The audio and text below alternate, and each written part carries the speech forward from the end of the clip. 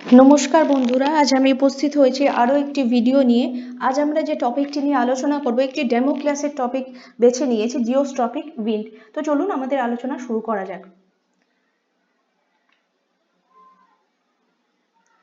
আচ্ছা, বায়ু কেন প্রবাহিত হয়? এই যে বায়ু প্রবাহ, এই বায়ু প্রবাহের ক্ষেত্রে মূলত তিনটি শক্তি কাজ করে।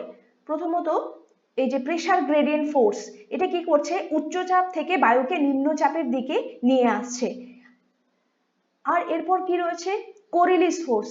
এই যে উচ্চচাপ থেকে, মনে করুন এখানে হাই প্রেসার রয়েছে, এখান থেকে লো প্রেসার রয়েছে, উচ্চচাপ থেকে নিম্নচাপের দিকে বায়ু প্রবাহিত হবে, কিন্তু কোরিলিস ফোর্স কি করছে? উত্তর গোলার্ধে বায়ুটাকে ডান দিকে কিছুটা বাঁকিয়ে প্রবাহিত করছে। মানে এই যে সোজা বায়ু প্রবাহিত হওয়ার কথা, সেটাকে বাঁকিয়ে দিচ্ছে কে? কোরিলিস ফোর্স।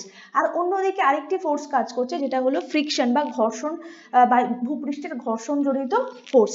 এটা কি করছে? এই যে বায়ুর গতি, এই গতিবেগটাকে কিছুটা কমিয়ে দিচ্ছে।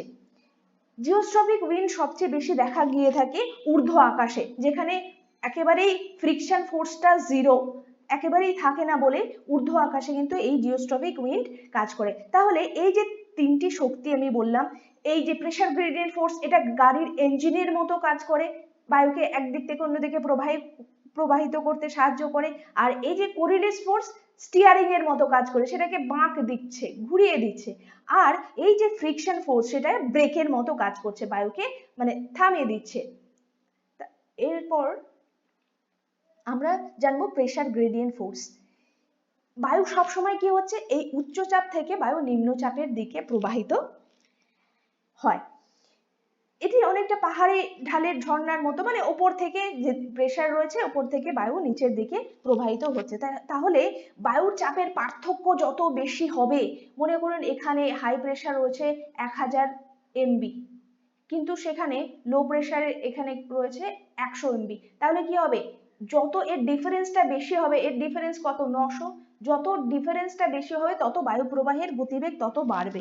এবং এটি সবসময় আইসোবারের সাথে কিরকম থাকছে? 90 ডিগ্রি অ্যাঙ্গেল করে পারপেন্ডিকুলারলি এই প্রেসার গ্রেডিয়েন্ট ফোর্সটা ইউজুয়ালি প্রবাহিত হয়ে থাকে। এরপর আমরা দেখব কোরিলিস বল এবং ফেরেল সূত্র। কোরিলিস বল কি করছে? যে পৃথিবী তার নিজের অক্ষের উপর ঘুরছে, আমরা সকলেই জানি। এবার বায়ু কিন্তু এক্ষেত্রে সোজা যেতে পারে না। কিরকম? উচ্চচাপ থেকে সরাসরি নিম্নচাপের দিকে প্রবাহিত হয় না, কিছুটা ডিফ্লেক্টেড হয়ে প্রবাহিত হয়। উত্তর গোলার্ধে বায়ু কিরকম হচ্ছে? ডান দিকে এই যে বেঁকে যাচ্ছে। আবার এই যে বায়ু উত্তর গোলার্ধে ডান দিকে বেঁকে যাচ্ছে এবং দক্ষিণ গোলার্ধে বাম দিকে বেঁকে প্রবাহিত হচ্ছে, এই ফোর্সটাকেই, পৃথিবীর গতির জন্য এই ফোর্সের সৃষ্টি হয়, এবং এই ফোর্সকে আমরা বলবো কোরিলিস ফোর্স। ফেরেলের সূত্র অনুযায়ী এই কোরিলিস ফোর্সটি কাজ করে থাকে। এরপর আমরা দেখব ফ্রি অ্যাটমসফিয়ারে কি হচ্ছে। আমরা মনে করেন এই ভূপৃষ্ঠের কাছাকাছি বাস করি, এখানে বিভিন্ন রকম ফ্ল্যাট, রাস্তাঘাট, কল কারখানা, পাহাড়, গাছপালা সবকিছু রয়েছে। এই স্তরকে আমরা কি বলবো? ঘর্ষণ স্তর বা ফ্রিকশন লেয়ার। হ্যাঁ, কিন্তু ভূপৃষ্ঠ থেকে আমরা যদি 2-3 কিলোমিটার উপরে চলে যাই, 2-3 কিলোমিটার যদি উপরে চলে যায়, সেক্ষেত্রে আকাশ একেবারে পরিষ্কার, সেখানে ঘর্ষণ বল নেই বলেই বায়ুর গতিবেগ কিন্তু অনেক বেশি বেড়ে যায়। তাহলে জিওস্ট্রপিক উইন্ড সৃষ্টির ক্ষেত্রে একটা অনুকূল পরিবেশ সৃষ্টি করে, যখন এই ফ্রিকশন ফোর্সটা থাকে না। এই মুক্ত বায়ুমণ্ডলে কিন্তু জিওস্ট্রপিক উইন্ড সবচেয়ে বেশি চলাচল করতে পারে। এর পরবর্তী ক্ষেত্রে আমরা দেখব একটা ভারসাম্যর পর্যায়ে পৌঁছচ্ছে। এবার আমরা প্রক্রিয়াটি যদি বুঝি, বায়ু কি হচ্ছে? উচ্চচাপ থেকে বায়ু নিম্নচাপের দিকে প্রবাহিত হচ্ছে। কোরিলিস ফোর্স তাকে কি করছে? বায়ুকে ক্রমাগত কোন দিকে বাঁকিয়ে দিচ্ছে? আমরা জানি ডান দিকে, উত্তর গোলার্ধে। বাঁকাতে বাঁকাতে এই বায়ু এমন পর্যায়ে চলে আসে যে এই প্রেসার গ্রেডিয়েন্ট ফোর্স এবং কোরিলিস ফোর্স একেবারে একের সমান এবং একে অপরের বিপরীতমুখী হয়ে যায়। প্রেসার গ্রেডিয়েন্ট ফোর্স এইদিকে এ টানছে, মনে করুন কোরিলিস ফোর্স এদিক থেকে টানছে, দুদিক থেকে একটা ভারসাম্যের পরিস্থিতি তৈরি হয়, একটা দড়ির টানাটানি খেলার মতো। এদিক থেকে প্রেসার গ্রেডিয়েন্ট ফোর্স টানছে আর এদিক থেকে কোরিয়ালিস ফোর্স টানছে, দুইয়ের মধ্যে একটা কি হচ্ছে, ভারসাম্য পরিস্থিতি তৈরি হচ্ছে। এই ভারসাম্য পরিস্থিতি তৈরি হওয়ার জন্য কি হচ্ছে, জিওস্ট্রপিক উইন্ডটা আর এই যে হাই প্রেসার থেকে লো প্রেসার দিকে প্রবাহিত না হয়ে কোরিয়ালিস বলের প্রভাবে নিরুপায় হয়ে কি সে কি করছে, সমচাপ রেখা বা এই যে আইসোবার গুলি রয়েছে এর সাথে প্যারালালি বইতে শুরু করে। এই যে প্যারালাল ভাবে বইছে এই বায়ুটাকে আমরা কি বলবো, আইসোবারের সাথে প্যারালালি যে বায়ুটাকে বইছে এই বায়ুকে আমরা বলবো জিওস্ট্রপিক উইন্ড। এটা কিন্তু কখনো সমচাপ রেখাকে ছেদ করবে না, এইভাবে কাট করবে না, পারপেন্ডিকুলার ভাবে প্রবাহিত হবে না। জিওস্ট্রপিক উইন্ড সবসময় কি হবে, আইসোবারের সাথে প্যারালাল যাবে, একই রকম ভাবে প্রবাহিত হবে। এর পরবর্তী ক্ষেত্রে আমরা জানবো বাইস ব্যালেটের সূত্র। বাইস ব্যালেট কি বলেছেন, এটা 1857 সালে বিজ্ঞানী বাইস ব্যালেট এই সূত্রটি দিয়েছিলেন যে উত্তর গোলার্ধে যদি আপনি বায়ু যেদিক থেকে বইছে সেদিক যদি আমি পিঠ দিয়ে দাঁড়াই তাহলে কি হবে, বাম দিকে সব সময় থাকবে লো প্রেসার এবং আপনার ডান দিকে কি থাকবে, হাই প্রেসার। ঠিক ঊর্ধ্ব আকাশে কিন্তু এই প্রক্রিয়া জিওস্ট্রপিক উইন্ড ক্রিয়েট করতে একটা অনুকূল পরিস্থিতি তৈরি করে।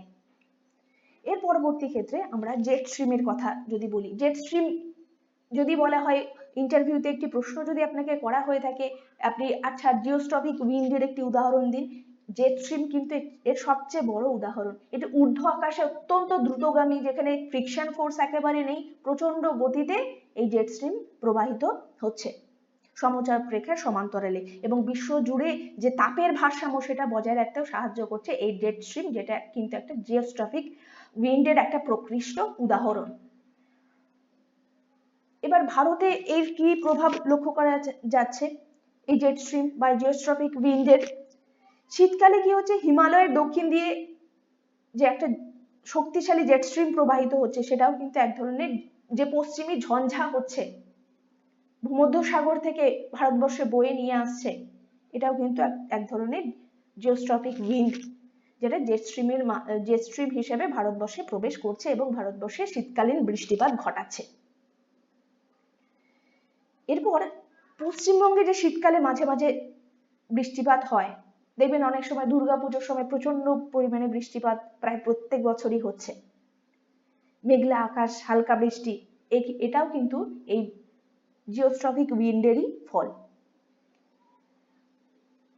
আর এর সাথে রবি ফসলের চাষবাসও কিন্তু যুক্ত এই পশ্চিমী ঝঞ্ঝার সাথে।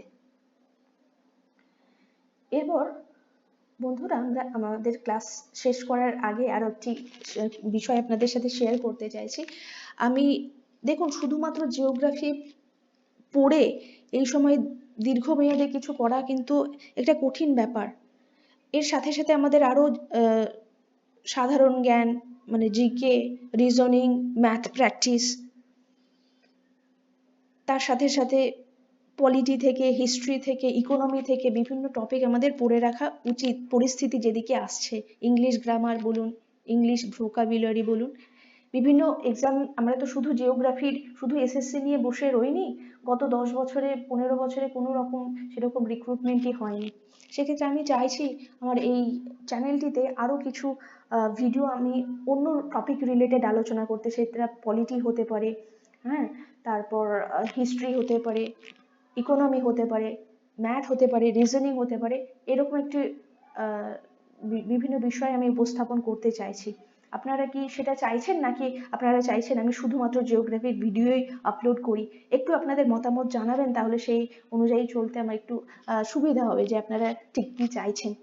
তো চলুন আমাদের আলোচনাকে আমরা আরেকটু এলাবোরেট করি।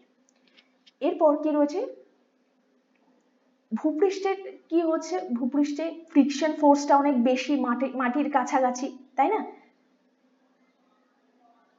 এর জন্য এর গতিটা অত্যন্ত কম। অন্যদিকে জিওস্ট্রপিক উইন্ড প্রায় 2 থেকে 3 কিলোমিটার উপরে কোনো রকম পাহাড় বা কোনো কিছু নেই, আকাশ একেবারে পরিষ্কার ফাঁকা, সেক্ষেত্রে ঘর্ষণ বল কাজ করে না এবং এই জিওস্ট্রপিক উইন্ড অত্যন্ত দ্রুত গতিতে প্রবাহিত হতে পারে। এরপর যদি আমরা